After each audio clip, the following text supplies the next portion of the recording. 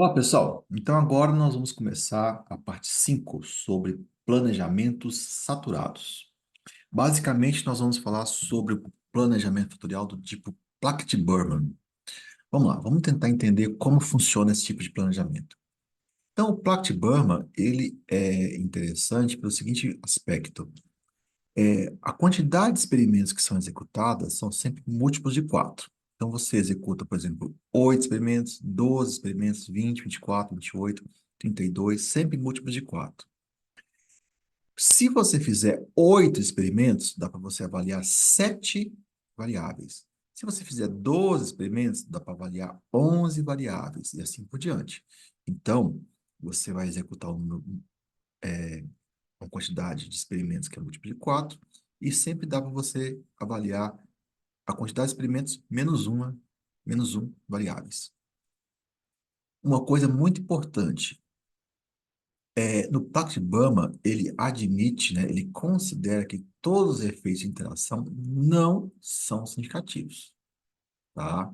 Esse é um aspecto importante do Pacto de Bama.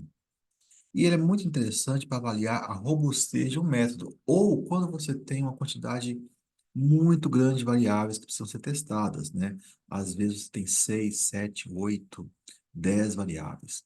Então, a ideia geral é a seguinte: se você tiver de 2 a 4 variáveis, minha sugestão, faz um planejamento tutorial completo. Se você tiver 5, 4, 5 variáveis, tenta fazer um fracionário. Se você tiver mais do que 5, se tiver 6, 7, 8, eu diria que o ideal seria fazer um Platibama, para você triar, e depois da triagem você vai poder fazer, então, o refinamento. Bem, então, vamos a um exemplo aqui, que depois a gente vai lá para o Excel e a gente vai fazer a mesma coisa, tá? Então, nesse exemplo aqui, nós temos 8 experimentos, nós temos 4 variáveis reais, que são aqui o volume de eluente, o volume de amostra, massa de adsorvente e o tipo de adsorvente. E tem mais 3 variáveis fantasmas, né? As variáveis dummy. Elas não existem na prática. Então, aqui nesse caso, os autores do trabalho fizeram 8 experimentos. Então, dá para a gente avaliar até 7 variáveis. E que são essas dummy aqui. Depois eu vou mostrar como é que tira esses dados aqui, ó, tá? O último experimento é sempre menos um. E aqui tem a coluna da variável número um.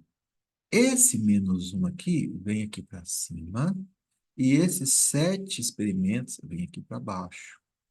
O menos um vai aqui para cima, e os 7 experimentos vêm aqui para baixo, tá? Tudo isso está tabelado em livros que usam, né, que falam sobre o Pacto de Birmingham. Daqui a pouquinho eu vou mostrar essa tabela para vocês. Bem, e por que esses autores aqui fizeram essa dummy? Essas dummies, né? Essas variáveis dummy, elas servem para dar um indicativo se existe efeitos de interação importantes. E aqui, olha, a recuperação foi a, a resposta, desculpa, foi a recuperação de carbamatos em água, né? Carbamatos, composto tóxico, foi feito esse procedimento de extração. Bem, é que eu estava mostrando aqui, né? Então, a ideia é essa que eu estou justamente comentando aqui com vocês, né? Então, daqui vai lá para cima e os próximos vão caindo para baixo, né? Essa que é a maneira da gente explicar os dados também, né? Bem, aqui estão os efeitos calculados. Então, vejam só. O efeito da variável um deu cerca de 30. 30 o quê? Porcentagem de recuperação. Variável 2 deu menos 21. Então, ele tem um efeito negativo. Então, o volume do eluente, ele tem um efeito positivo, o volume de amostra tem um efeito negativo. Em terceiro lugar aqui, ó, com um certo esforço, tem a variável 3, que é a massa de adsorvente, tá? Que é a massa de adsorvente. Bem, então, eu tinha mostrado para vocês indo para cá, vindo para cá, né? Outra maneira é, você pega esse dado e passa para cá, e esses você passa para cá. Aí você vai pegar esse dado, vai passar para cá, e esses em vermelho passa para essa região aqui. E assim por diante. É isso que eu estava querendo mostrar aqui com esses com essa animação? Bem, então aqui estão os efeitos calculados. Aqui está a visualização da porcentagem dos efeitos, né? Então, o efeito número um, ele equivale aí a mais ou menos 60 e poucos por cento de todos os efeitos. O segundo, cerca de 30%. Os dois somados aqui, dá mais de 90%. E a variável 3 bem pequenininha aqui, ó, 7,6. E as dummy, as três dummy, nenhuma foi importante, ou seja, tudo indica que não há efeitos de interação importantes para esse planejamento fatorial aqui que eu estou mostrando para vocês. Bem, e aqui está o gráfico de probabilidade, né? A variável número um, a variável 2 e a 3 aqui no meio, né? Eu diria que a 3 não é importante, tão importante quanto a um e a 2, né? Bem, só que eu vou contar para vocês o que realmente aconteceu. Esse trabalho eu peguei da literatura e, na verdade, os autores fizeram 2 à quarta. E lá desse 2 à quarta, eu coletei esses 8 experimentos aqui, né? Coletei esses 8 experimentos aqui e fiz as dummies. Bem, e eu cheguei na conclusão que as variáveis mais importantes são a um, a 2, né? A um e a 2 basicamente. A 3 aqui vem em terceiro lugar. E o que que os autores chegaram? Eles chegaram à mesma coisa, só que aqui eles mostraram o resultado quando eles fizeram 16 experimentos. Então vejam que o coeficiente do eluente é por volta de 14,5, né? A metade do efeito. O efeito, olha, por volta de 30, 30 dividido por 2 dá 15, né? Foi o que eles chegaram aqui. O volume, ou melhor, o volume de amostra por volta de -9, né? Então, o efeito deve ser por volta de -20, né? Alguma coisa aqui, ó. Chegou a -21 quando fez o Pacto de Burnham. E a massa de sorvete vem aqui em terceiro lugar.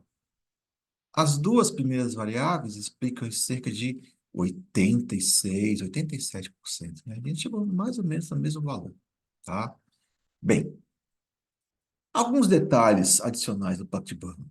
Então, o que eu estava mostrando para vocês. Se vocês quiserem testar 11 variáveis, faça 12 experimentos. 19 variáveis, 20 experimentos. Ah, Edeni, mas eu tenho 17 variáveis, tá? Faz 20 experimentos e usa 3, ou melhor, usa duas variáveis como dummy. Ah, Edeni, eu tenho 7 variáveis. Tá, então faz 11 experimentos e usa 4 variáveis como dummy, né? Ou melhor, faz 12 experimentos e usa 4 variáveis como dummy. E assim por diante.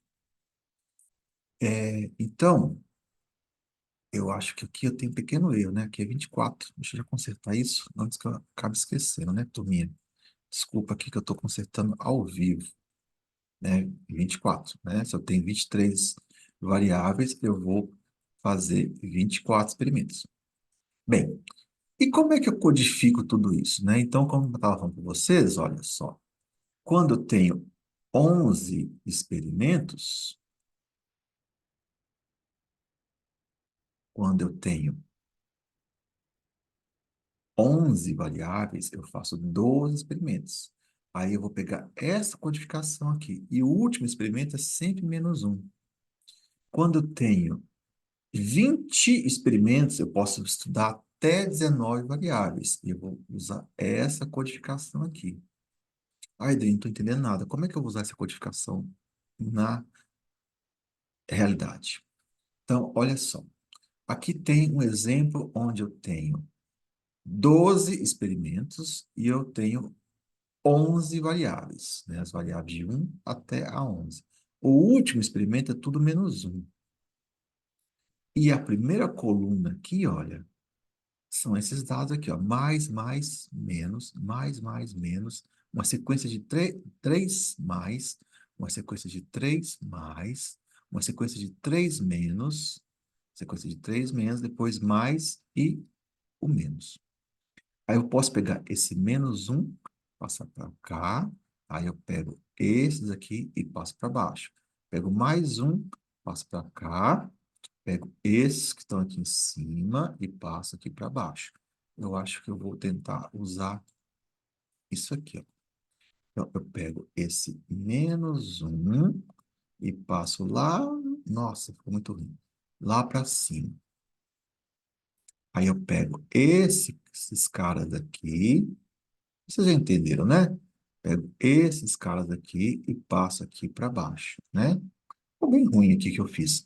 Mas eu diria que dá para entender. O importante é que essa diagonal aqui tem que estar -1.